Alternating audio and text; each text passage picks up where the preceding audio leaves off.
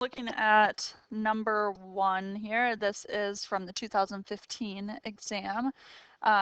Be real careful when you're reading this that you're looking at the labels. I find that that helps a lot from keeping, trying to keep things straight so that we don't get so confused on what it's telling us here. So the rate at which rainwater flows into a drain pipe is modeled by this function. So this is it flowing into the drain pipe. And it says it's in cubic feet per hour. So I always glance at that, make sure that I've got that part. So I'm just going to write it right above here, cubic feet per hour. T is measured in hours. We're going from 0 to 8. The pipe is partially blocked, allowing water to drain out the other end at this rate. So here is the drain. So I'm just going to go ahead and here put rate drained. And again, that's in cubic feet per hour, which is nice when those match up. From 0 to 8. So there are 30 cubic feet of water in the pipe at 0. A lot of times that'll come up in one of the parts, sometimes more than one part, but that you definitely want to make sure that you're taking a look at. Okay, so how many cubic feet of rainwater flow into the pipe during the 8-hour time frames from 0 to 8. So if we just want to know how much is flowing into the drain or into the pipe here, we are only looking at R of T. Okay, what's going into it. And if we're talking about how many cubic feet, we don't want cubic feet per hour, we just want cubic feet. So if you times by the number of hours, think of the Riemann sum where you have your rectangles. Across the bottom you have hours. Up the side you have cubic feet per hour. If you multiply those, you're going to get your cubic feet. So we're doing an integral, which is like that area under the curve. So we should do an integral from, it tells us 0 to 8.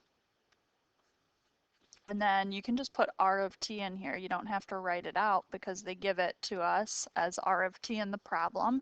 And then you can just put this into your calculator. Again, make sure you're in radian mode. And you should get 76.570. If it tells you to label your answer, you want to make sure you label it. It tells us what the label should be here, so you don't have to label it in this case, but it'd just be in cubic feet. Okay, and they say that they're giving you a point for the integrand. The integrand is what's inside the integral. So putting R of t in the integral would get you the point even if you didn't have your limits correct. The limits just come into consideration when they're giving you a point for the answer here, because if you don't have those limits right, your answer is not going to be right. Okay, so let's take a look now at part B. So part B is the amount of water in the pipe increasing or decreasing at time t equals 3 hours? Give a reason for your answer. So the amount of water increasing or decreasing, really we're looking at how fast is water flowing into the drain pipe and how fast is it being drained from that drain pipe. So what I would do, and it might not match exactly what the key does, but what I would do is I would find what R of 3 is. And I would find what D of 3 is, and then I'm going to compare those. Now this is going to be labeled in cubic feet per hour for both of these. And then when we compare these, we can answer the question. So let's get our calculator. All right, so I went ahead and grabbed my calculator. In my y equals, I just put R of t in my y1 and d of t in my y2. Make sure that you are in radian mode, because if you're not, things are going to be weird here. And then my window I set up from 0 to 8 for my x's. 0 to 20 works really well here for my y's. And you can look at the graph if you want to, but I find it more helpful to look at the table. So I went table set. And I really care what happens at 3. So I just went ahead and started at 3 and then looked at my table here and drug it off. So I can now write down what these values are here. And my R of 3 is 5.0864. I believe I'm reading that correctly. I'm just going to drag it larger to make sure here. Yep. So we got 5.0864, and my D of 3 is 5.4. And again, this is the rate that it's going in, the rate that it's leaving. So it's leaving faster than it's going in. So is the amount increasing or decreasing? It's going to be decreasing at t equals 3 hours. I like to try to word it as much like they did as I can. Give a reason for your answer. I'm going to say because it's draining faster than it's draining out of the pipe faster than it's flowing into it.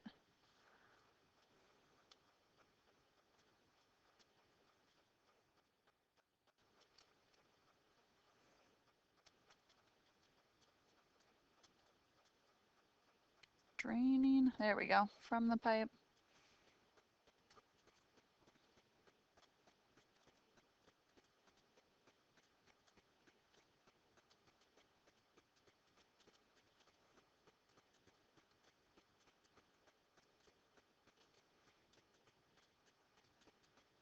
And I'm going to look at the answer for this. Okay, and here's my answer with the points for part B. So they say if we subtract these, we're getting a negative value. So if we subtracted these, we get a negative. Since R of 3 is less than D of 3, the amount of water in the pipe is decreasing. So that works also. Same idea, but they're just using the subtraction of them. So you're going to get a point if you consider R of 3 and D of 3, which we did, and then your answer here with reason. So we're good to get our points there. All right, looking at part C. Part C, there are like a whole lot of directions that your mind could be going when you read this problem. And there's a lot of different ways that you could try to justify this.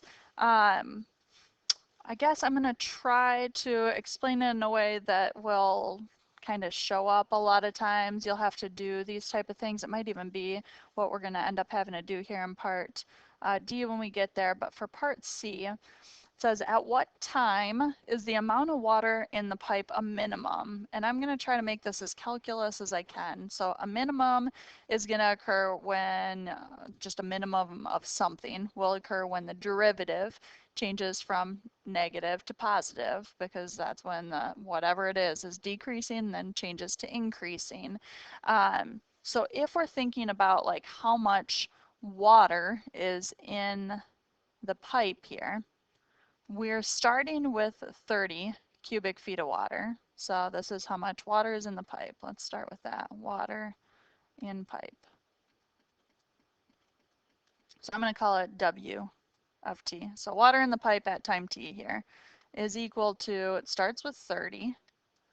And then we would add how much water went into the pipe. And this is going into the pipe. So we're going to add our integral to get our cubic feet of water from 0 to whatever our time is here. So if we were like 5 hours in, we'd plug 0 to 5. If we're 8 hours in, it'd be 0 to 8. And we're just going to do R of T dt. And then we would have to subtract, same idea, the integral from 0 to t of our how much it's draining out of the pipe here. And if we're trying to find a minimum is going to occur when the derivative is 0, possibly, or the minimum could occur at the endpoints, and we know our endpoints are 0 and 8 here. So we're going to need our derivative, and this is where we're really using the fundamental theorem of calculus. When we take the derivative of 30 is just going to be 0. And the derivative here, we just plug t in. So I guess these maybe shouldn't be t's and this should be something else, but I'm not going to get too caught up in it. So this would just turn into r of, maybe I should get a little caught up in it because this is confusing. Here we'll call this w of x. And then we'll say 0 to x and 0 to x here. So then that's when we'd plug this in here. So we get r of x. And this would be an x. There we go. Minus d of x. So we want to find when that is equal to 0 because that's where our critical numbers are going to occur.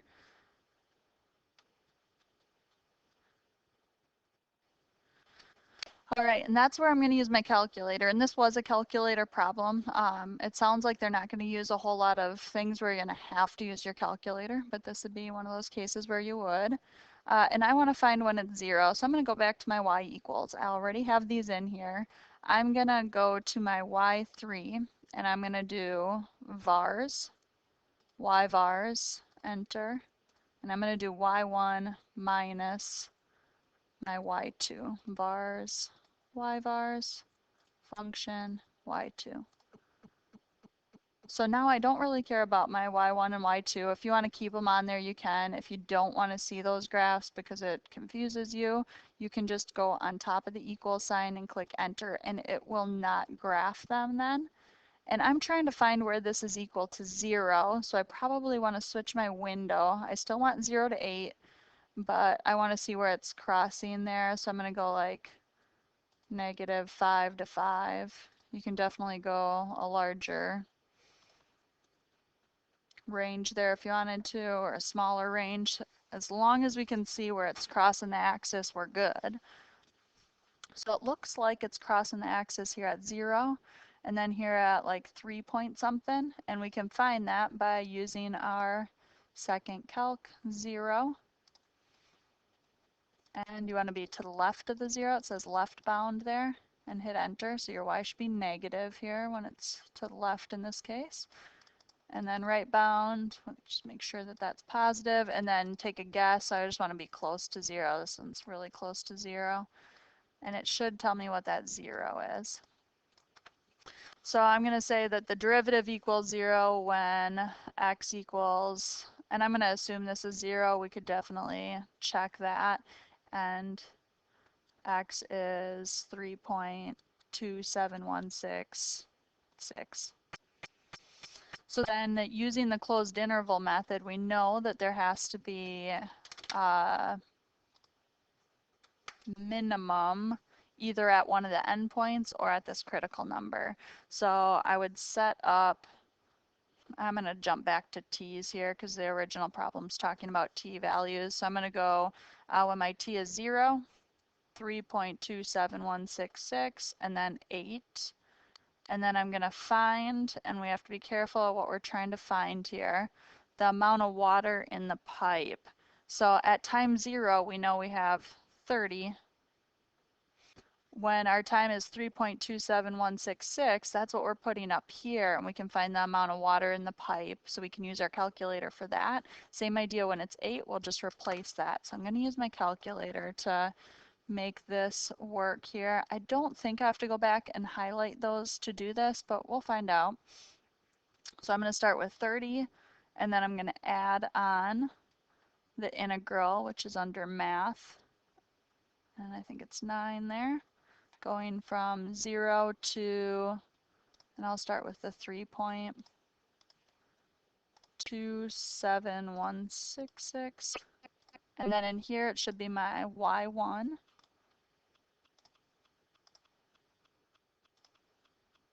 That's with respect to x, and then I have to subtract, if you remember here, whoops. I have to subtract my y2, that's where this one's located. So we're going to go minus, and then do the integral again here. Same limits.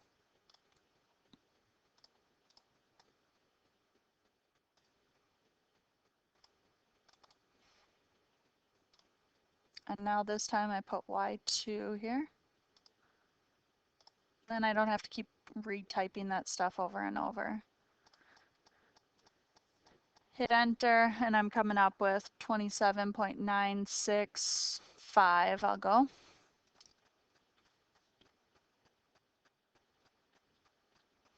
And this I should label probably water and pipe. I guess I kind of have it labeled up here, so I could say W of T. And then the last one at 8, I'm going to just use what I already typed in, except for if we go second enter, it brings it up, and then you don't have to retype it. And all I have to go back and change is this top piece here. I wonder if I can just clear that. There we go. So 0 to 8. It's a little bit quicker than having to redo it.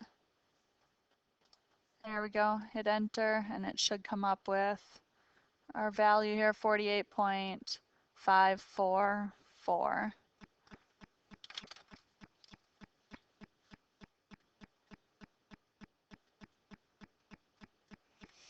Okay, so then we have to make sure we answer it. We obviously are justifying our answer here.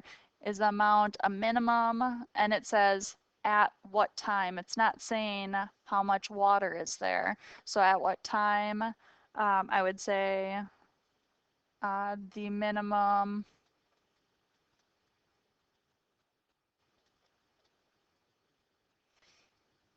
occurs at t equals 3.27. I guess they probably want it to 3 decimal spots. You can definitely put 271. You can put 27166. They just cross off the 66. I usually round just because it's kind of what I was taught to do. So 3.272. And I think that's in hours. It doesn't say to label it necessarily here. And justify your answer. We've got our answer justified. So looking at the answer key here, I'll drag it over. Here we go. Okay, so they're saying we're getting a point for considering R of t minus D of t, which we considered here. Our answer is another point, so the 3.272. So maybe you knew where it occurred, but you didn't know how to justify it. You'd still get a point there, and then the justification. So we use the closed interval method. Closed interval method's pretty common, actually very common to see on the AP test. So if you think that's where you need to go, it probably is. Okay, and this last piece here, sometimes you get to see and you go, oh gosh, that was really hard. Part D is going to be really hard. A lot of times people have trouble with this, but it's not necessarily more difficult by any means than Part C was. So the pipe can hold 50 cubic feet of water before overflowing. For greater than 8, it's still going to have the same function. So we're still using R of t, we're still using D of t here, right? But do not solve an equation involving one or more integrals that gives the time w when the pipe will begin to overflow. So we know that how much is in the pipe starts with this 30 plus the integral of r of t, and then minus the integral of d of t. And we're starting at 0 and going to whatever that value is. They call it w. So the time would be w. And it's going to overflow when this reaches 50. So let me read it here again, make sure we wrote it correctly. Right, but do not solve an equation. So when you see the word equation, you know there should be an equal sign. If there isn't, you did something wrong. Involving one or more integrals. You could actually put these in one integral. You could just do r of t minus d of t dt, and that would work. That gives the time w when the pipe will begin. So this is exactly when it would begin to overflow. Checking the key. This is exactly what they have. The integral is a point, and the equation, it's like the entire equation's a point. Where my brain kind of went before I did this, but I knew I had written this in part C, was, oh, it's going to overflow when this is equal to 20. And that's just, like subtracting the 30 over. It's like it starts with 30, so it's going to overflow when 20 more is in there. So that's kind of where my brain went. If you had that, you would get full credit also. So either of those answers should be fine there.